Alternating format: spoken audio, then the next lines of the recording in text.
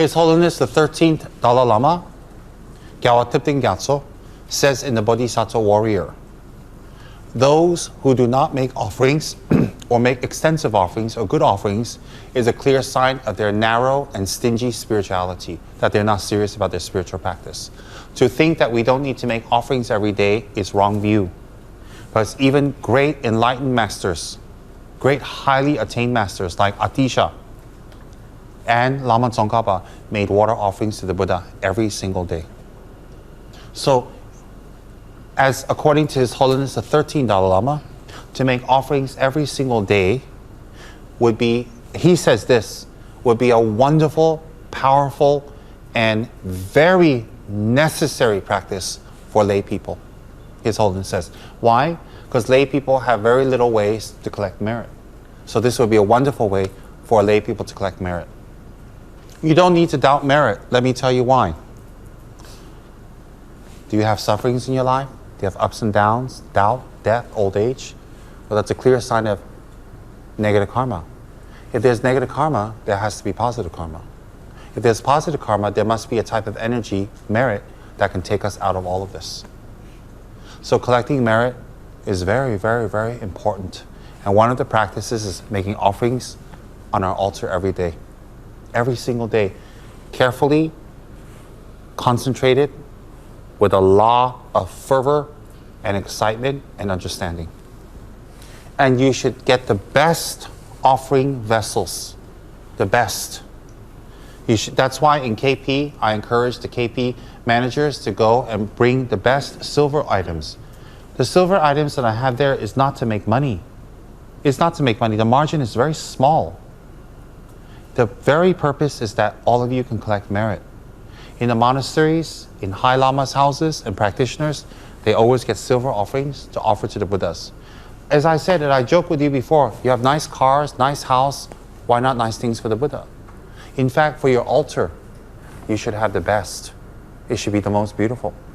You should run to KP and get those silver bowls and bring it back, clean it. Don't clean too hard, silver is soft so it bends. Clean it well. After you cleaned it, put some flour or some rice inside so it's not empty, and do the King of Prayers. Do the King of Prayers before you make your first offering. And say to Lama Tsongkhapa, from now on, every time I make silver offerings to you, may every wish I have in the King of Prayers come true. So every time you use the silver offerings, you should do it. It's very important. Do you know in the monasteries, when someone passes away, the people come and make offerings to the High Lamas and the Rinpoches and Geshis and old monks. We call that ngoden. Ngoden is death money. And I had a little container for death money because I get a lot of offerings for people who have passed away. So it's very bad to use that money for yourself, like for food or whatever. So we collected death money, I did, and what I would do is I would buy silver bowls and offer it to the monastery, offer it to my guru, offer it to the Buddhas. I would collect that. Why? Because then the person who died, their last money is dedicated into something perfect, precious, and beautiful, and is offered to the Buddha every day for them. So you collect merit for them. So if you have a death in the family, oh, you should get a set of silver bowls. Offer it for them. It's never enough. And then, let's say your house gets robbed, they steal your silver bowls. Still steal out. The merit's already been collected. Anyway, you have to leave it at death. Encourage your children and the young ones to make offerings on the altar. Let me tell you why. When you teach young people to make offerings, when they grow up, they tend to be less miserly, emotionally, and financially. They become less miserly. Because making offerings is a direct counter to miserly action, miserly attitude. It's very important. Very, very important. Every year, if you're doing business, working, you should save up and do one set of silver bowls every year. So you accumulate 2, 3, 4 sets. Then when you do retreat, you have more silver bowls as opposed to less. Why silver? Silver is considered something precious in this world. In other worlds, silver is not a big deal. Since it's precious, it costs more money to buy. When we use more money to buy something precious, it counters miserliness. So when you offer that to the Buddhas, it creates the perfect situation for gaining wealth for your spiritual practice. Everything on your altar must be the best quality. Everything offered to the Buddha must be the best quality. And use that as a spiritual practice every single day. Is that 100% necessary? No. There are great practitioners like Milarepa who had nothing, who stayed in a cave and used, wooden bowls as offerings. But you see, Milarepa is different than us. Milarepa renounced everything. Women, drinks, wine, fun, games, money, power, house, family, and stays 100% in meditation to practice, so he gains merit from the meditation. I don't think any of you are Milarepa. So if you can become a monk and nun, you don't need to buy silver bowls. You can collect merit in other ways. If you're going to be a Milarepa and go meditate, that's fine. Some people say that, well, Milarepa didn't have any of that and he became enlightened. That's right. And if you can do what Milarepa did, you can become enlightened too. So does silver bowls make you enlightened? No. No. But one of the facets of enlightenment is getting rid of miserliness. And what better ways to make offerings to the three jewels? That's right. Silver bowl for your mom's birthday. Silver bowl for your son's birthday. Certainly better than the other stuff you've been buying them. Silver bowl for your father's birthday. My father is going to make offerings. That's okay. You buy it for your father's birthday, you make offerings for your father. And keep doing it. Make offerings, beautiful offerings. Then it will support and supplement your spiritual practice. Do you need to rely on silver? No. No. If you really cannot afford, it's not because you're stingy or not because you didn't, save up and be thrifty. You really cannot. Of course anything else can. Of course stainless steel, plastic, I've used that before. Aluminum, why not? Don't make that as an excuse to do or not do. Get the bowls and make offerings every single day. Accumulate 100,000 offerings. Accumulate 100,000 as a minimum. I've already done my 100,000 butter lamps. This one I haven't done yet. But I'm lucky because I can make up for it, not substitute, by giving Dharma teachings, by working for others, doing divinations, giving advice, building a center, providing books for people. So I can make up for it as a monk. I'm very lucky I'm a monk because I can spend 100% of my time on serving others and practicing Dharma. And I'm very lucky. Imagine if I had gotten myself a relationship, I'd be a 40-year-old, 47-year-old middle-aged nobody. Imagine. I am so lucky to be a monk. And no offense to anyone, I don't mean to drop any hints to anyone. I'm not the one in prison. I'm not the one creating a prison.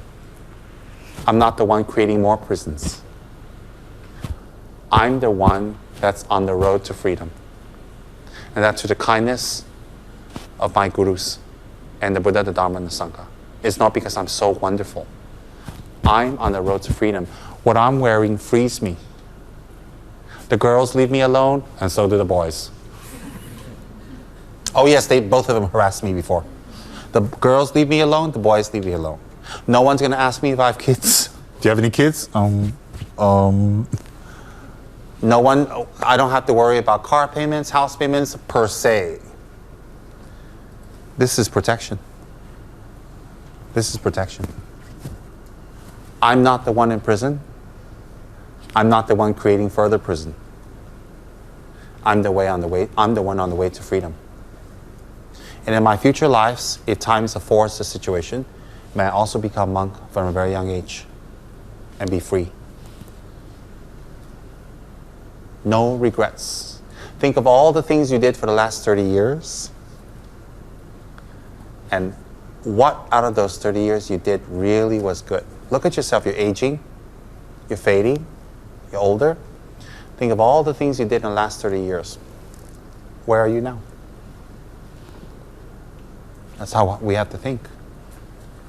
And that's not criticism. That is the truth. But in the last 30 years, I know what I did. And I would do it again.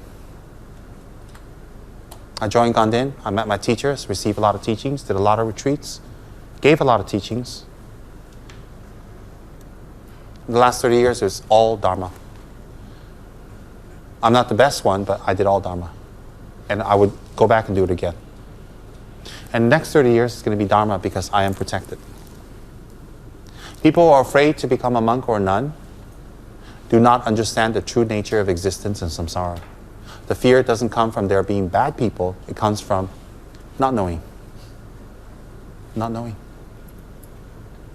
So therefore, even you're not a monk or nun, it's okay.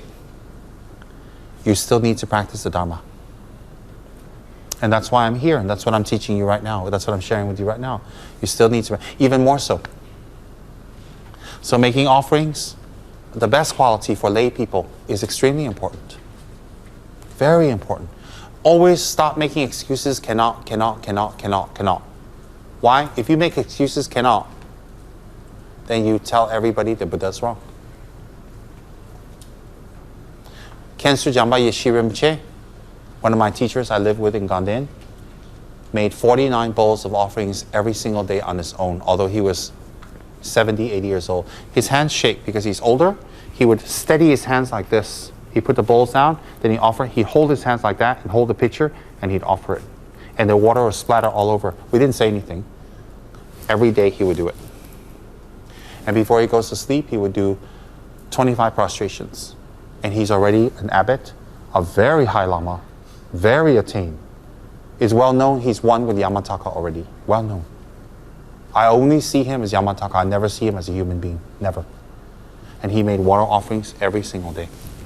And you know, whenever I got a little bit of sponsorship money from my friends, whatever, I would go and buy silver bowls. I offered to Khensu Rinpoche. All the time. So by the time I was done, Khensu Rinpoche had like 8, 9, 10 sets of silver bowls. And I would say, Rinpoche, you're going to make offerings every day. I'm so lucky it's going to be used to make offerings to Buddha by you. I mean, how lucky was I? I didn't use many silver bowls on my altar because I was sneaky. I know he's a Buddha. If he offers to, it would be more beneficial. Rinpoche does the work, I get the merit. But it wasn't exactly like that technically, but you know what I mean. Oh yes, I would offer my Guru silver bowls, silver mandalas, anything I can. Because I know by offering to my Guru, I will gain attainments. I have no doubts about that. Okay, so have the most beautiful altar. Beautiful statue with wonderful items inside filled, and have the Shabten Kang, they're really well trained, bless your statues with Ramne and Sundrup pujas. That must be done. And then when you invite your statues home, flowers, candles, incense, have a little party, have a little buffet, invite friends over. Invite over like Lama Tsongkhapa is really coming to your house. You know, when we invited special guests, we have a little party. Because when you treat the statues, if they're real, they will become real. Because some statues, you look at them, the faces are alive. Alive. So get the best, the biggest. And instead of being stingy, you should look for people. You should look for victims to keep big statues you can give to. They make offerings, you get the merit.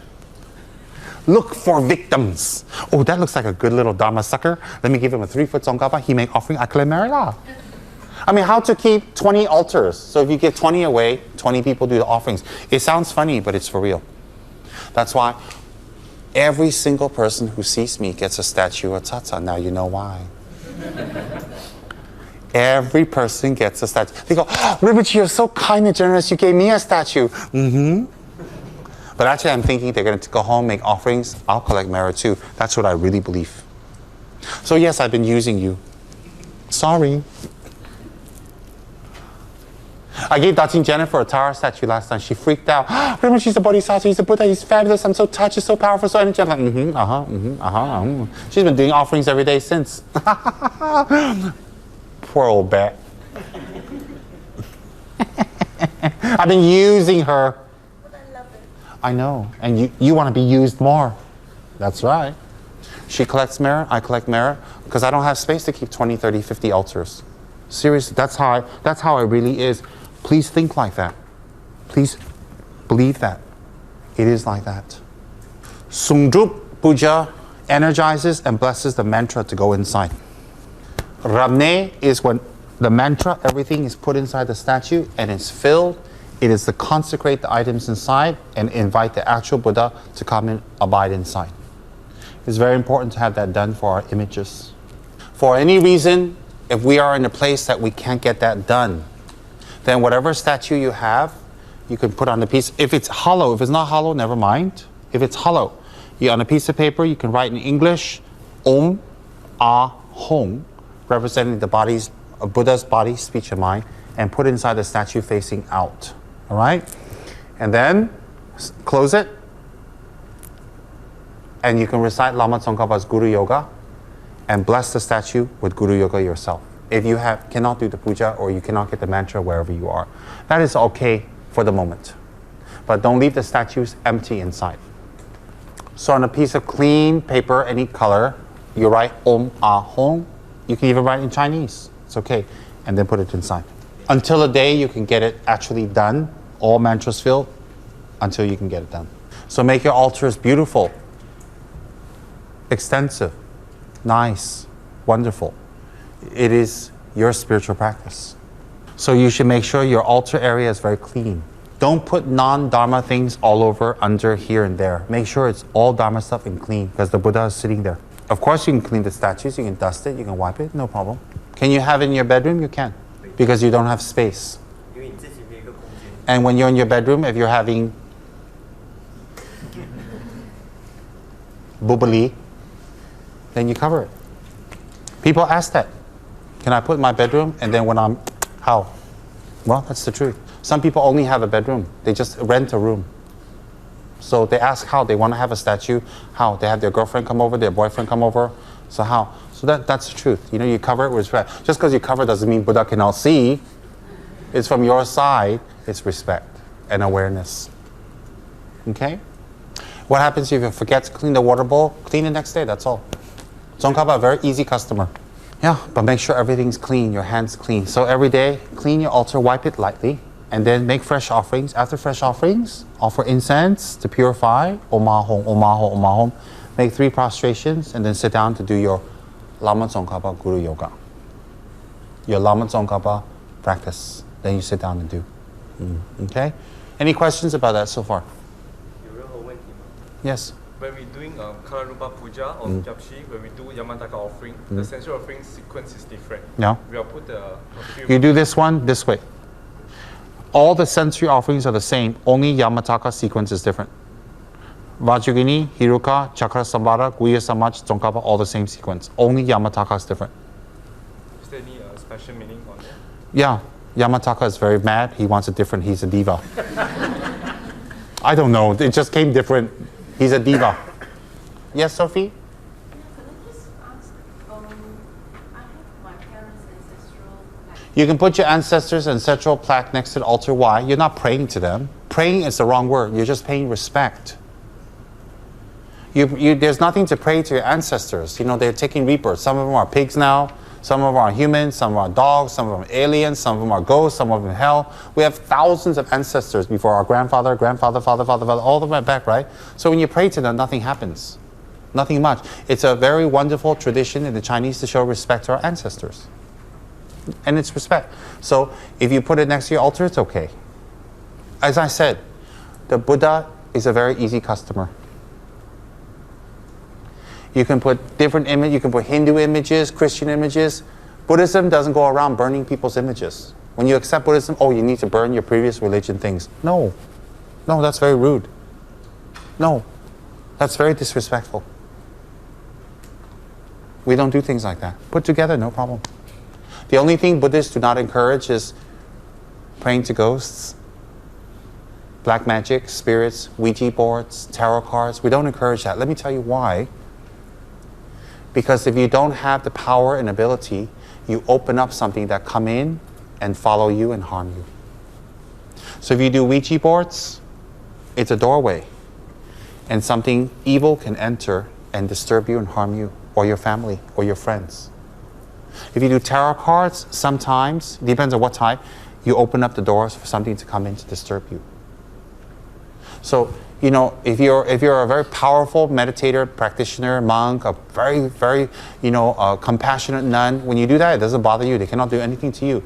But if you're ordinary people like you and me, We do kind of magic, black magic, all that. Even, you have an enemy. And then you go somewhere to find a bomo and get them back. If that person is strong, or they have a stronger bomo, that thing will come back to you. And then you will get it. And there are people who are followed by spirits for 5, 6, 7, 8, 9, 10, 15 years. And as the time goes on, they go more and more and more and more unwell. I've met quite a few of them. Never go for magic. Never wish other people harm. Never. Never wish other people harm or do magic. Don't go for tarot cards and Ouija boards, all these magic things. Why? Never pray, take refuge, or connect with ghosts. Why? Ghosts and spirits, their nature is unsteady. Some appear to you as very helpful. Then later they turn because they want to attract you. Some is very vicious. Some is neutral. Some will lie to you because they want attention. Some will enter you. So never dabble with magic and all that. And if other people do it, don't say anything. If they ask you, you advise. If not, don't offend them. Don't dabble. So in Buddhism, you want to pray to Jesus? Go ahead. It's okay. You want to pray to Krishna? Beautiful. Ganapati, go ahead. Buddhism is like, just have a good heart. Transform your mind. Because there are good people in all religion and there are bad people in all religion. So it cannot be religion, it must be people. If it's the religion, then this one religion, everybody there must be wonderful what? We have Buddhist monsters and Buddhist saints. We have Christian monsters and Christian saints. So it cannot be the religion, it must be the people. That's why never blame religion. Never put other people's religion down. Even if they put your religion down, you know the truth. Forgiveness, compassion. You don't need to participate. Say, sorry, I have my religion. I don't agree.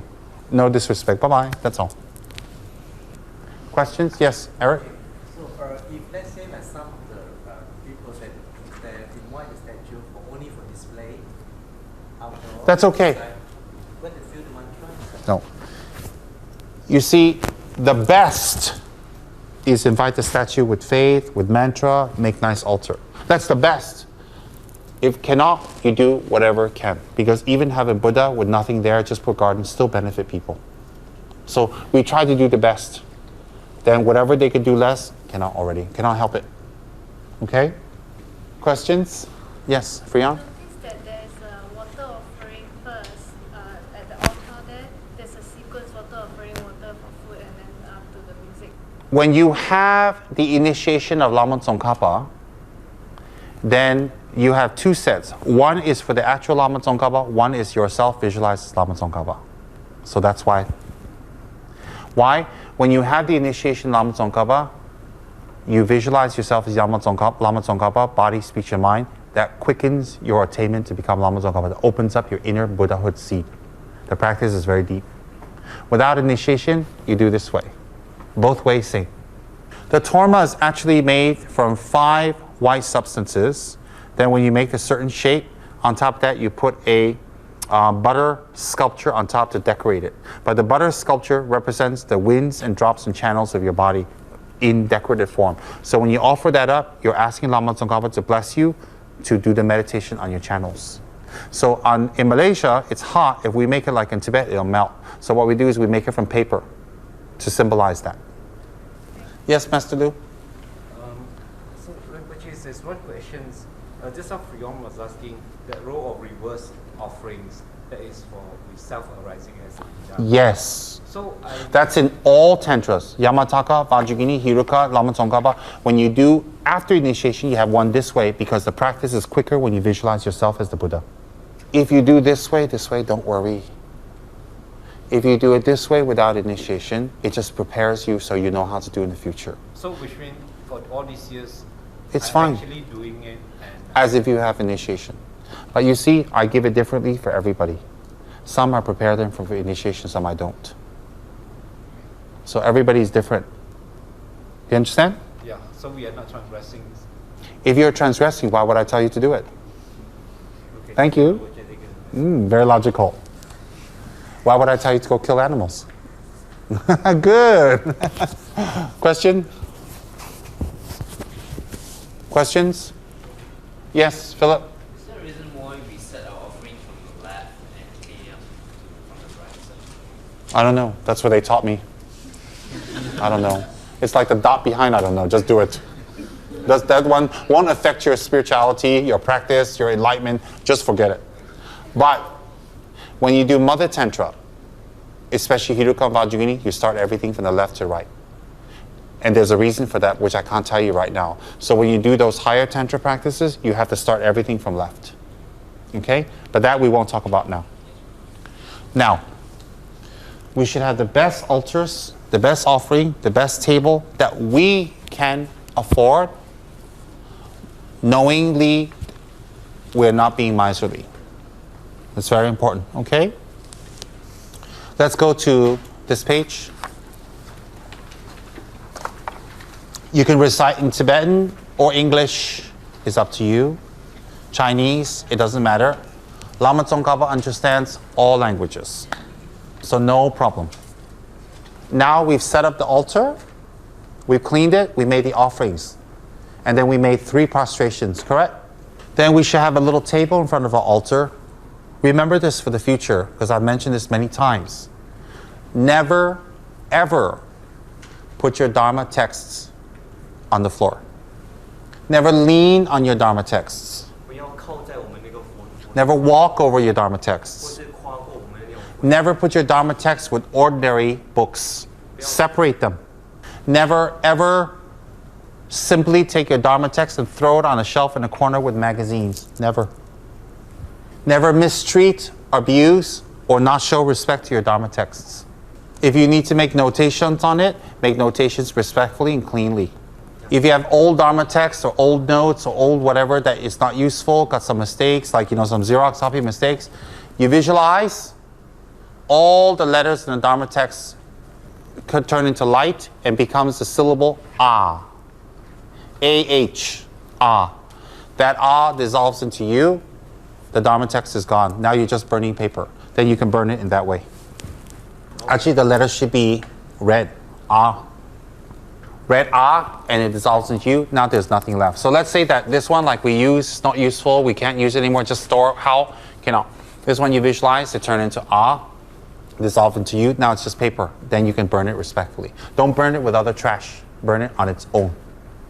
Not treating your Dharma text correctly can create the karma to obstruct you from learning Dharma, understanding well. It's very serious. Do not take your Dharma text into the toilet. Sometimes if you're out traveling and you're driving a car, you have to take your bag, you have the thing inside, you have to go to the toilet, no choice. But on ordinary situations, actually making prostrations, the Dharma text collects more merit than statues. Because statues can collect merit for you to become enlightened, but Dharma text is the actual path to enlightenment. So it's different. Don't put disrespectful things on top of Dharma text. Dolls, games, anything. Don't. Paperweight, okay, of course. That's why your Dharma texts and your normal books and magazines must be separate. Must be separate. Dharma text is always higher. If you have only one room, you have one shelf, put the Dharma text on top, put your normal things at the bottom. If you still don't have space, put Dharma text on one side, at least put it separated, this one normal text. Show some respect and awareness to your Dharma text. Very important. Therefore, when someone has passed away, we put a lamrim text on their head. That's more holy than a statue. Why not a statue? Can, but it's going to be a little weird at the funeral. Put Dharma text, put a statue, put a stupa, put a relic, put a chakra, put this. Then what are you doing to my dead friend? It's a little too much, isn't it? Just put the lamrim, recite prayer, get lost. Okay? Dharma text very important. Keep it well. Do not abuse. Must be neat. Even like around the PA's corner there, I always see Dharma text with magazines. Oh no, cannot. Cannot. Must be separate completely. This one must be aware. Do not create obstacles to learn Dharma. This was taught to me by Kensur Losang Tachin Rinpoche, my first teacher in New Jersey. He gave a whole Dharma talk on the treatment of Dharma texts. Okay? Get into this habit.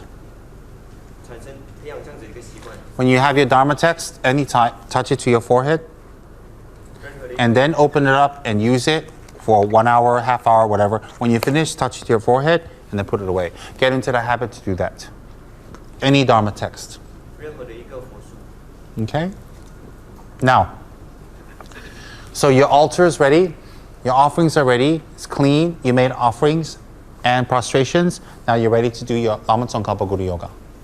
I'm going to go through it fast because it's in the book. So I'll just give you a little bit and then you can go into detail with the book. That'll be good. That'll be like oral transmission to you. From Tushita's hundreds of gods, protectors, Maitreya Buddha's heart, the tip of a fresh, pure white, heaped curd-like cloud, O Losang Chakpa, Dharma, omniscient king, please come to this place with your disciples. So what you should visualize, short form. I'm going to do short form, not going to do long form. Long form is with your mother and father, all sentient beings. Short form is just yourself. So we do just ourselves, easier for everyone. Short form, you're sitting there in normal, just you as you are. Then you visualize Ganden heaven. Think of a very beautiful garden, beautiful mountains with trees and forests and peaceful animals. Peaceful. You don't want to be worried there's a tiger or a bear want to kill you in your meditation. So peaceful meditation, really. So you visualize deers and nice, you don't visualize a rattlesnake nearby. You're like, uh-oh.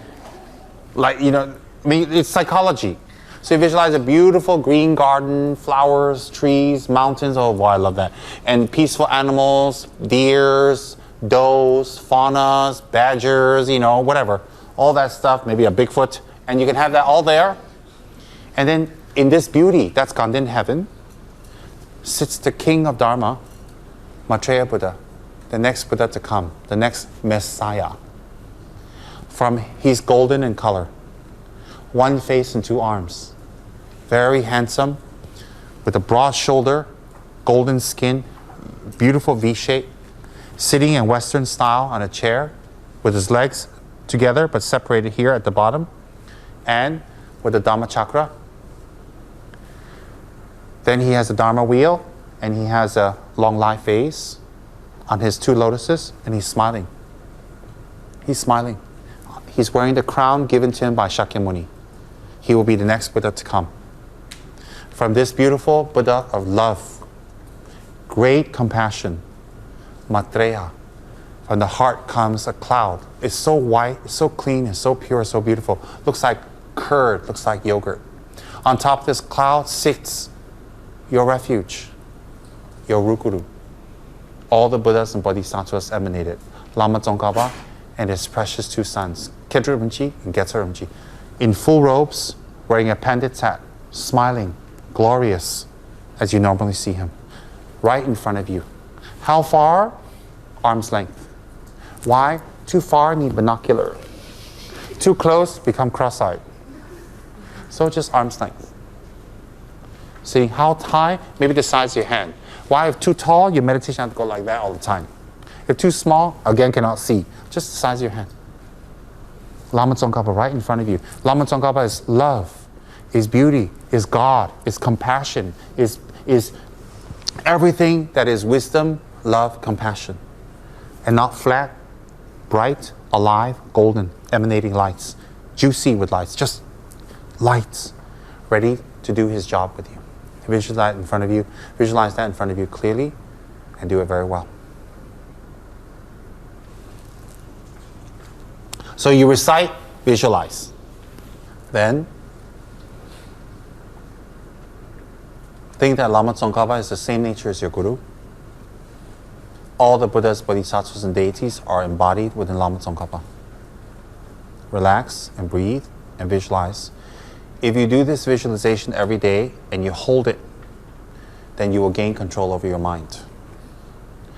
When you want to be awake, you'll be awake. When you don't want to be sleepy, you won't be sleepy. When you want to focus and concentrate, you will see your concentration become better. This meditation, very, very powerful.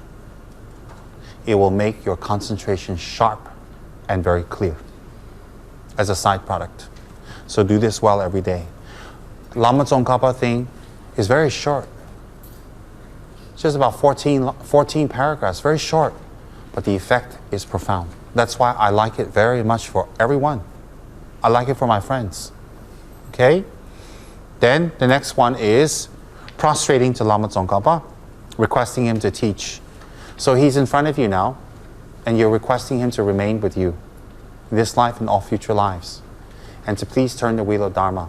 Then you're thinking, well, I can't see Tsongkhapa. How can I have him turn the wheel of Dharma? When you request Tsongkhapa for Dharma teachings, you collect the merit that you become closer to your Guru, closer to high lamas, closer to Dharma teachings, and you will always receive Dharma teachings. By the side effect of requesting for teachings, you will receive teachings. So it's very powerful to request for teachings to the Buddhas. Okay? Then, by requesting Lama Tsongkhapa for turning the wheel of Dharma, requesting for teachings, what will the result of that be? Actually, it's not a trick question. If we request for teachings, the effect will be you get teachings. That's it. Even if you didn't listen, if you use your logic, it's clear the answer. Very clear. Even if you didn't hear me speak because you're not focusing. It's very simple. It's not a trick question. That's why I always repeat to you hundreds of times. Cause resemble effect, effect resemble cause. So if you request for teachings, what's the karma? You get teachings. You become closer to your Guru. And whatever teachings your Guru gives you, it goes in very deep. Because you create the causes. People say, oh, you're so lucky you can get teachings. Oh, you can get lucky. Everybody can be lucky if you request and you're earnest and you're real. Okay? So when you request Lama Tsongkhapa for teachings in line number 2, what is the effect of that? Beatrix? Very good. That's it. Very simple. All right? Not only will you receive teachings, you know what else? You know what else? Is that when you're in teachings, you can actually absorb and learn very quickly. And you will never forget. I will tell you a little secret. Teachings I received from my teacher 30 years ago, until now it's fresh in my mind, I don't forget. They said it only once. I never forget. I retain it. I don't know why I retain it. In fact, I thought everybody retains it, but obviously not. So things I learned when I was 15, 16, 17, 18. What I'm teaching you now is what I learned when I was 18. My teacher told me once. And just memorized immediately. And I can't remember a lot of other things. Street names, telephone numbers. I don't bother. But this one I remember. So it makes me realize that by requesting for teachings, you do create the causes to remember them. So if you teach me the Dharma teachings once, sometimes maybe twice, clearly and precisely, I will never forget. It will be memorized immediately. And then not only can I memorize it, I can turn it around this way and talk about it, turn it around this way, talk about it, explain it this way, explain it this way, and debate with you. Just explain it to me once. I know that works. So most important during a Dharma teaching is to pay attention. Don't let your mind drift. Don't let your mind drift. Don't let your mind go away.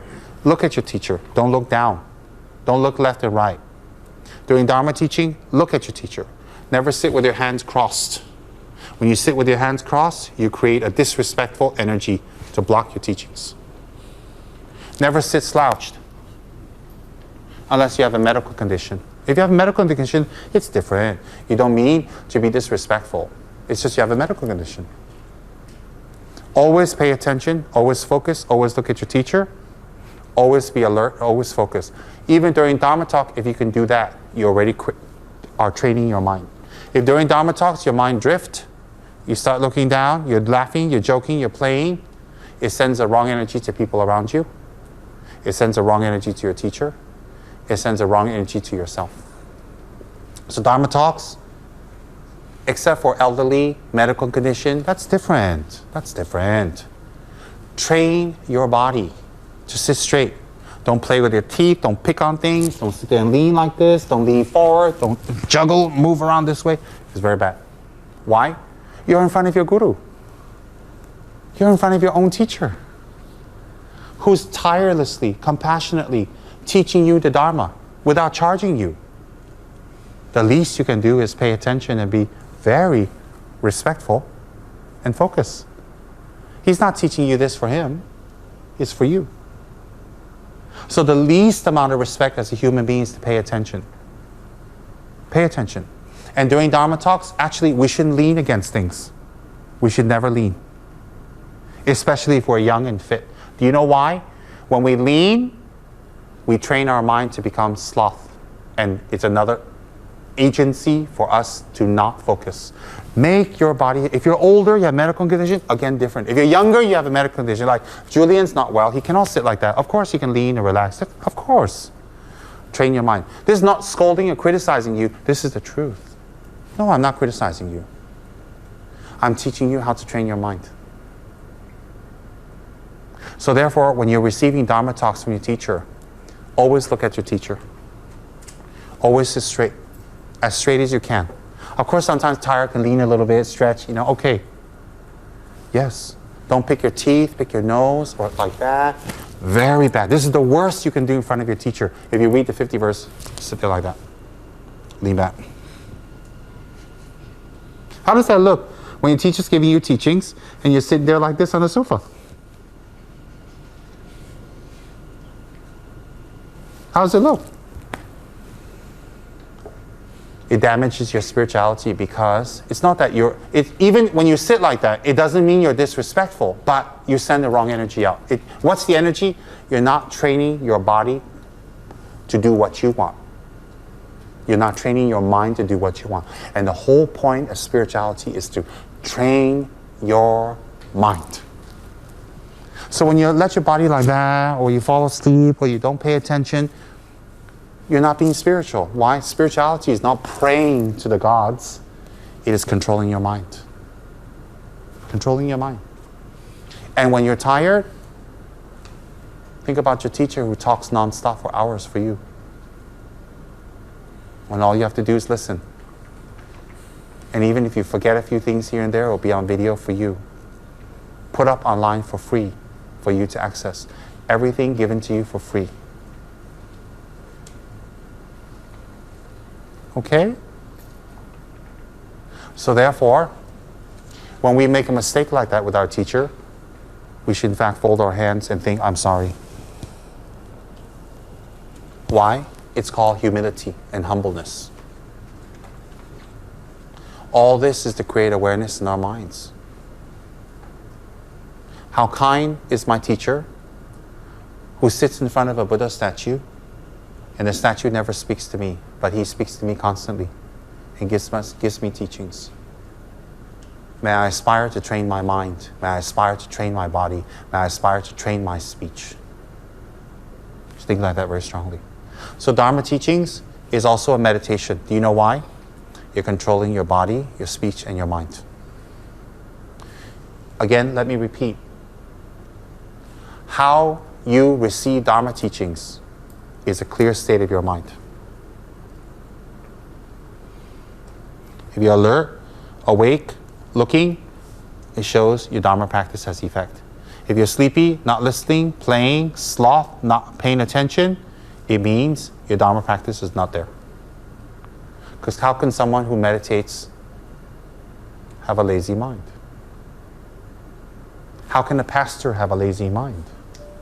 How can a monk have a lazy mind? How can a senior practitioner have a lazy mind? Cannot. Cannot. Cannot. Okay? These are things in the 50 verses. And when we receive teachings in the monasteries, this is what we are taught. Oh, but Rinpoche, this is the monastery. It's not a monastery, but it's still teacher and student. And mind training is the same thing. Same thing. All right? That's not scolding you or criticizing you. I'm giving you a Dharma talk so you can improve. That's all. It's improve. Sitting cross-legged or sitting on a chair, by right, your chair should never be equal or higher to your teachers, especially during Dharma teaching, especially. But in a culture that we are not used to receiving Dharma talks, of course it's different. Our legs can't take it. Of course. I have never ever sat on a sofa in 30 years in the presence of my Guru to receive one single word of Dharma, ever.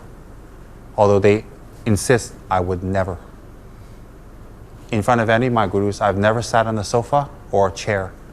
It's only when I go for audience with them, there's a lot of people that insist on sitting on a chair, I meet them because of my rank. But I would never, in 30 years, sit on a sofa or a chair in the presence of my teacher to receive teachings. I would never, ever have the audacity and nerve to do that. Never. Because why?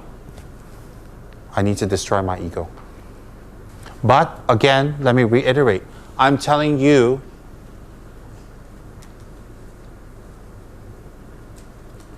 the 100% body actions we are taught to show deepest respect to our teachers in order to gain attainments. I do not expect that here. I do not wish that here. But my job is to tell you what it is, and then we amend it for our society and for what's happening now. You guys understand? We amend it. Why do we need to amend? Because you haven't sat in cross-legged position for 30 years. So how are you going to sit for even 1 hour? Of course. This one, you need to know how it is, and then they amend it. Saramji used to do that for us. Saramji would tell us in detail how to make a torma, and then he twisted it around and say, but for you guys, you can do it this way. Just put cookies and biscuits.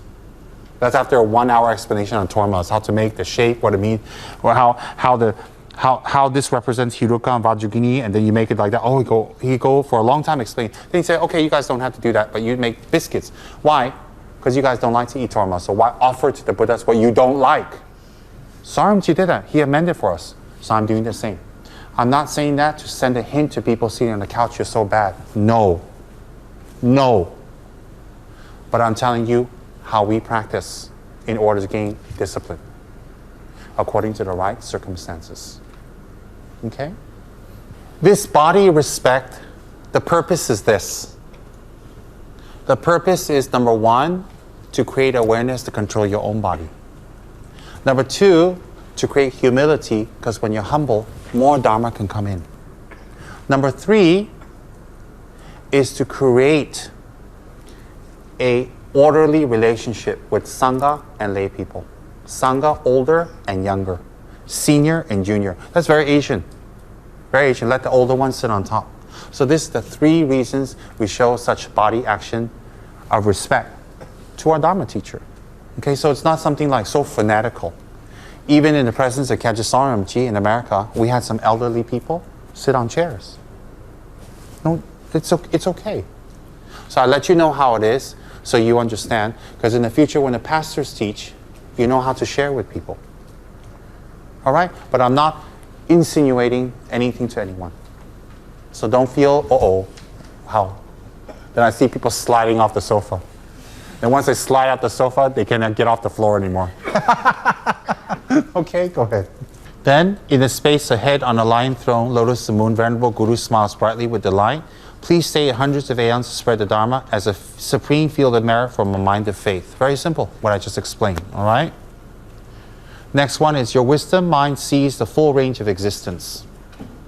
Your eloquent speech adorns the fortunate ears. Your beautiful body, fame, glory, understanding. How much you worthwhile to think of, hear, and see. So that's very simple. Your wisdom mind sees the full range of existence. That line describes Lama Tsongkhapa has omniscience. The only beings who have omniscience is a fully enlightened Buddha. So it's saying your mind understands all. You're praising Lama Tsongkhapa's mind. By praising Lama Tsongkhapa's mind, you create the karma to gain Lama Tsongkhapa's mind. The next one is, your eloquent speech adorns the fortunate ears. What's adorn the fortunate? We wear earrings, right? Ancient times, men and women wear earrings. Not only, still men wear earrings now. What is the purpose? To make your ear beautiful, to beautify it. So Lama Tsongkhapa's speech, or our Guru's speech, or Dharma's speech, makes the ear very beautiful because you're putting something very beautiful on it and inside of it. So Lama Tsongkhapa's speech is like adorning our ears if we're lucky enough to hear the speech of our teacher and the Dharma. So in fact, you need a lot of merit to adorn your ear with the Dharma words, Dharma speech. Your beauteous body, fame, glory, outstanding. Which means what? Lama Tsongkhapa's body is the body of a Buddha. 112 superhuman marks of a Buddha.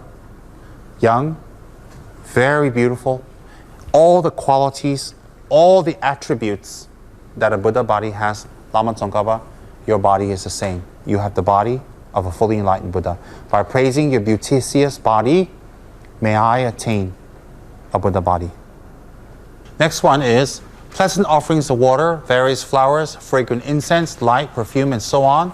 Oceans of offerings set out in the vision, offered to you, supreme field of merit. This is offering all the offerings you have here, all the lakes, all the flowers, all the mountains, all the trees, all the animals, all the grass, all the beautiful, beautiful, beautiful forests, all the gold and silver and diamonds in the world, jewelry, food, buffet, everything is symbolized by the offerings you put in front of Lama Tsongkhapa. Now you offer to Lama Tsongkhapa. When you offer this Lama Tsongkhapa, what are you asking back? Abundance, wealth, prosperity in a spiritual manner. Spiritually, you're asking for that back. Right? So when you make the offerings, then you recite this, got something. Otherwise, you recite that, I offer this to you, there's nothing there. So like your friend come over and say, here, have some tea, have some tea. Your friend's thinking, where's the tea? So there's a table, no tea. You say, have the tea, have the tea. Have some chocolates, have some nuts. And your friend's thinking, you're nuts. There's nothing there. Okay? So make beautiful offerings to Lama Tsongkhapa. Otherwise, you call him, say, enjoy. Lama Tsongkhapa is thinking, what are you, nuts? But honestly speaking, sometimes when you travel, you don't have anything. It's okay. Even when you're traveling, outside, if you see lakes and mountain trees, you offer that to Lama Tsongkhapa. That's okay. Good. Next one is purifying our negative karma. All right, all of us need that.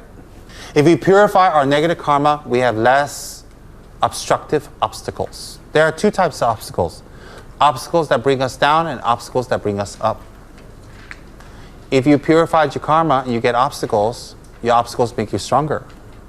If you don't purify your karma, the obstacles come, it drags you down. See, the obstacle is not the problem, your state of mind is. That's a new perspective, huh? That's why different people take obstacles differently. Sometimes some people, little bit obstacle, give up. Some people, lots of obstacles, they become stronger and better. So it's not the obstacle, it's you. Okay, so non-virtues committed with my body, my speech, and my mind, which I've heaped up since beginningless time, especially what has transgressed the 3 vows, each I confess from my heart with strong regret. So all your negative actions, my negative actions, we confess to Lama Tsongkhapa. Because he's a Buddha, if we confess with genuine regret, they will be purified. Now, what's the 3 vows? That's only for some people. Okay, that's for some people. The Pratimosha vow, which is the monk vows, which you don't have, so don't worry about that. Then the Bodhisattva vows and the Tantric vows. So in your case, the Pratimosha vows is replaced by refuge vows. Don't think, oh, yesterday I broke my vow, so today I don't have to worry, it's already broken. No, every day is a new day. So if you broke yesterday, don't need to break today.